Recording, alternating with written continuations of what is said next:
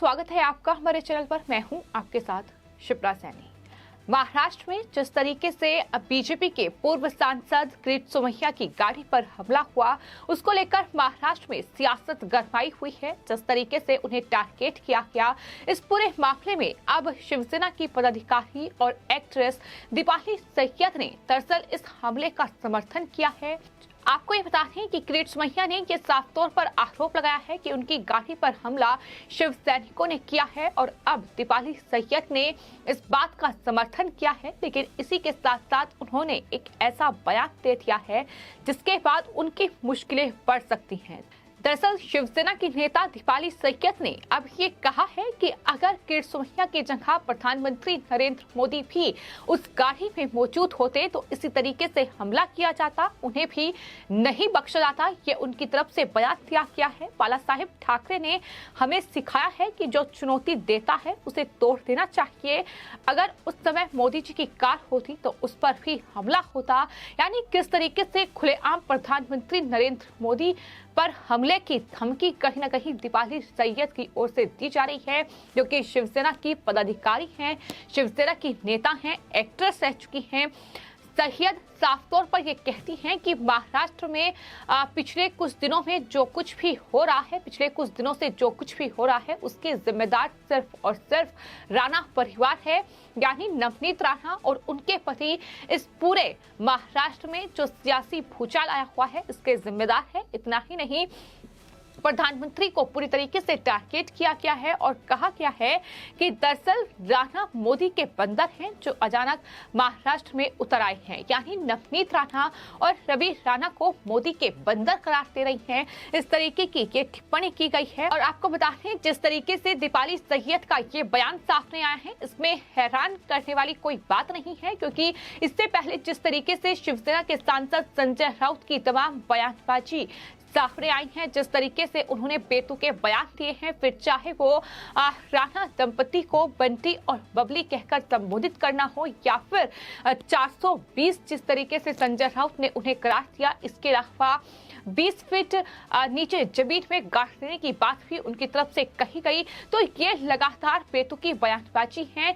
कहीं ना कहीं कह सकते हैं कि सत्ता का घमंड है, जिसमें फिलहाल महाराष्ट्र में महाविकास आघाड़ी सरकार के नेता और खासतौर पर शिवसेना के नेता दिखाई दे रहे हैं। फिर चाहे वो संजय राउत हो या फिर अब दीपाली सैयद हो, जिन्होंने सीधे तौर पर प्रधानमंत्री नरेंद्र मोदी को धमकी दी है और कहा है कि महाराष्ट्र में जिस तरीके से किरीट सोमैया की गाड़ी पर हमला हुआ वो बिल्कुल सही था, क्योंकि बाला साहेब ठाकरे ने हमें सिखाया है कि जो चुनौती देता है उसे तोड़ देना चाहिए। तो इस तरीके से वो खुलकर इस हमले का समर्थन कर रही हैं और साथ ही ये भी कह रही हैं कि अगर उस गाड़ी में किरीट सोमैया की जगह प्रधानमंत्री भी होते तो इस तरीके से ही उन्हें भी टारगेट किया जाता, इस तरीके से उन पर भी हमला किया जाता। सैयद ने इस पूरे मामले पर बयान देते हुए ये कहा है कि हनुमान चालीसा को कहीं भी पढ़ने पर कोई प्रतिबंध नहीं था, लेकिन मातोश्री के सामने ऐसा करने का प्रस्ताव गलत था, ये भी उनकी तरफ से कहा गया। उन्होंने आरोप लगाया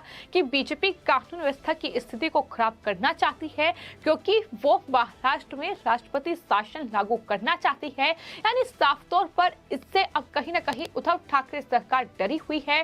जिस तरीके से किरीट सोमैया लगातार दिल्ली में केंद्रीय गृह सचिव से मुलाकात कर रहे हैं, राज्यपाल भगत सिंह कोश्यारी से उन्होंने मुलाकात की है और महाराष्ट्र में क्या कुछ स्थिति बनी हुई है, किस तरीके से कानून व्यवस्था पूरी तरीके से ध्वस्त हो चुकी है और राष्ट्रपति शासन की मांग लगातार की जा रही है।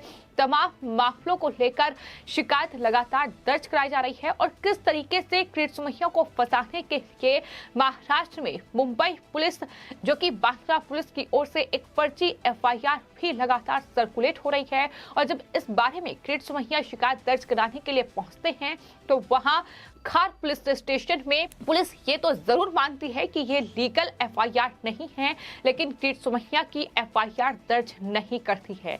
कुल मिलाकर जो तमाम चीजें सामने आई हैं वो दिखा रही हैं कि किस तरीके से सत्ता का दुरुपयोग महाराष्ट्र में हो रहा है, किस तरीके से महाराष्ट्र पुलिस का इस्तेमाल किया जा रहा है। और साफ तौर पर इस बात का जिक्र देवेंद्र फडणवीस भी कर चुके हैं कि महाराष्ट्र पुलिस फिलहाल उद्धव ठाकरे जो कि मुख्यमंत्री हैं उनके नौकर की तरह काम कर रही है।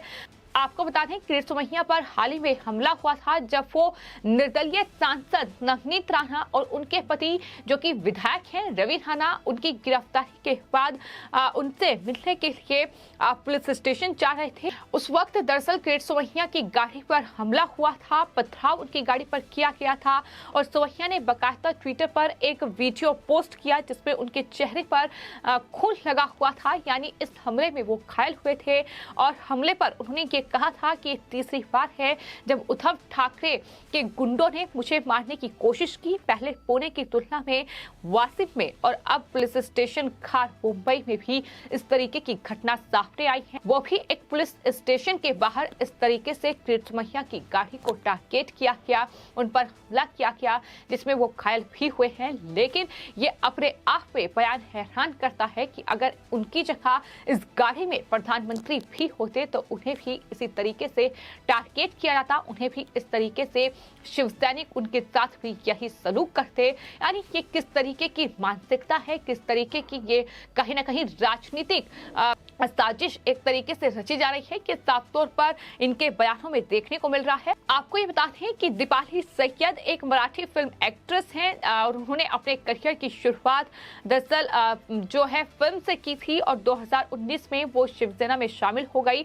उन्होंने 2019 में विधानसभा चुनाव में मुंबई में मुस्लिम बहुल मुंब्रा कलवा निर्वाचन क्षेत्र से एनसीपी के जितेंद्र आह्वाड के खिलाफ चुनाव लड़ा और भारी अंतर से वो हार गई थी। प्रधानमंत्री नरेंद्र मोदी के खिलाफ उनके खुले निशाने पर अब महाराष्ट्र के राजनीतिक इतिहास में जाहिर तौर पर उनके इस बयान की आलोचना हो रही है और किस तरीके की मानसिकता शिवसेना के नेताओं की है, किस तरीके से शिवसेना के नेता लगातार बेतुकी बयानबाजी कर रहे हैं, इसको लेकर कहीं ना कहीं अब पूरी की पूरी जो शिवसेना है वो सवालों के घेरे में है। जिस तरीके से बाला साहेब ठाकरे की दलील देकर वो ये कहा जा रहा है कि बाला साहेब ठाकरे ये कहते थे, बाला साहेब ठाकरे वो कहते थे, इसलिए जो चुनौती देगा उसे तोड़ दिया जाएगा। जो मातोश्री पर जो हनुमान चालीसा का पाठ करेगा, जो इस तरीके की कोशिश करेगा उसे 20 फीट गहरे गड्ढे में गाड़ दिया जाएगा। इस तरीके के जो बयान हैं वो साफ तौर पर दिखाते हैं कि किस तरीके से सत्ता का भूत कहीं ना कहीं फिलहाल शिवसेना पर सवार है और आखिरकार मुसीबत कहीं ना कहीं मंडरा रही है। और जिस तरीके से महाराष्ट्र में लगातार सियासी हलचल तेज है, अब दीपाली सैयद के इस बयान को लेकर भी लगातार बीजेपी उद्धव ठाकरे और शिवसेना से जवाब मांग रही है कि आखिर इस तरीके के जो बयान दिए गए हैं उसका मतलब क्या है, क्योंकि साफ तौर पर दीपाली सैयद ने न सिर्फ प्रधानमंत्री को टारगेट किया है बल्कि राणा परिवार मोदी जी का बंदर है इस तरीके से कहकर संबोधित किया गया है। और ये साफ तौर पर कहा गया है कि अगर गाड़ी में किरीट सोमैया की जगह प्रधानमंत्री नरेंद्र मोदी होते तो शिव सैनिक उन्हें भी इसी तरीके से उड़ा देते। ये उनके बयान हैं जो सामने आए हैं।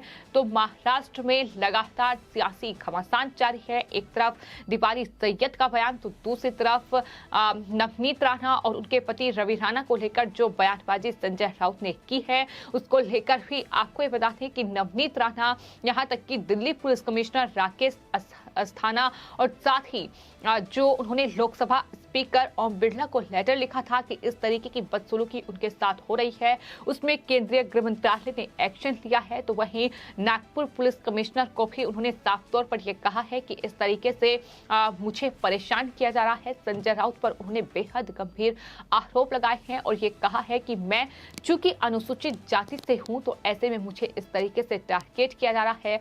आपको ये बता दें कि नवनीत राणा और रवि राणा की जो गिरफ्तारी हुई है, दरअसल नवनीत राणा ने एक चैलेंज उद्धव ठाकरे को दिया था कि वो हनुमान चालीसा का पाठ मातोश्री में करें। अगर वो ऐसा नहीं करते हैं तो वो मातोश्री के बाहर लाउड स्पीकर पर हनुमान चालीसा का पाठ करेंगी। लेकिन इससे पहले ही उन्हें गिरफ्तार कर लिया गया, उन पर राजद्रोह का केस दर्ज कर लिया गया और इस पूरे मामले में अब उन्हें 14 दिनों की न्यायिक हिरासत में भेज दिया गया है, जेल में बंद कर दिया गया है, जिसको लेकर महाराष्ट्र कहीं ना कहीं सियासत बेहद गरमाई हुई है। आरोप प्रत्यारोप का दौर जारी है, लेकिन कहीं ना कहीं बयानबाजी का स्तर लगातार गिरता दिखाई दे रहा है। जिस तरीके से शिवसेना के तमाम नेताओं के एक के बाद एक बेतुके बयान सामने आ रहे हैं। फिलहाल आपकी इस पूरे मामले पर क्या राय है हमें कमेंट बॉक्स में जरूर लिखें और चैनल को सब्सक्राइब करें। धन्यवाद।